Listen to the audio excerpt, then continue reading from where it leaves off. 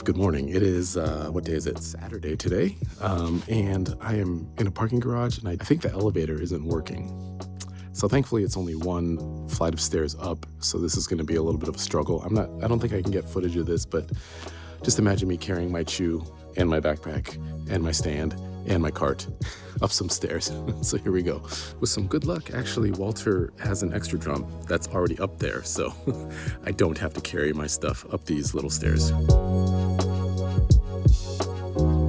All right, and I'm sure you know this, but just in case, anything I say in this vlog is my own personal opinion. I'm not representing any group. These are just my own personal thoughts and feelings. Today's gig was at the Japanese American National Museum. It was for a protest. Among the many crazy things that have been happening here in the United States, there's been an executive order to sum things up, basically rewrite history, take out the truth and bad things that have happened in America and make them rosier or just make them disappear. As far as the performance goes, it went really well. We played in the beginning. It actually started to rain a little bit, which is a little bit problematic with Taiko. The drum heads are made out of cow skin. If they get wet, it can ultimately damage the head.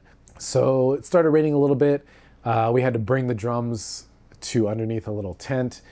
Brought him back out for the first part of the performance, and then during one of the speeches, it started raining a little bit harder, so we had to take the drums off again. This time we wiped them off, and then the rain stopped. I didn't realize that where the Japanese American National Museum sits is where Japanese American citizens were taken onto buses to go to Manzanar and the other internment camps. Looking back, wasn't aware of the Japanese internment camps until I was in college. Now, it's quite possible that I learned about this in history, like in high school or maybe before, but I feel like if I did learn about it, it must have been like a very small paragraph in the book, because it wasn't until college that I was like, wait, what happened? You know, things like this are happening again. The circumstances are a little bit different, but American citizens are being detained without due process, sometimes being shipped to other countries that they have no ties with. The times we're in are pretty crazy.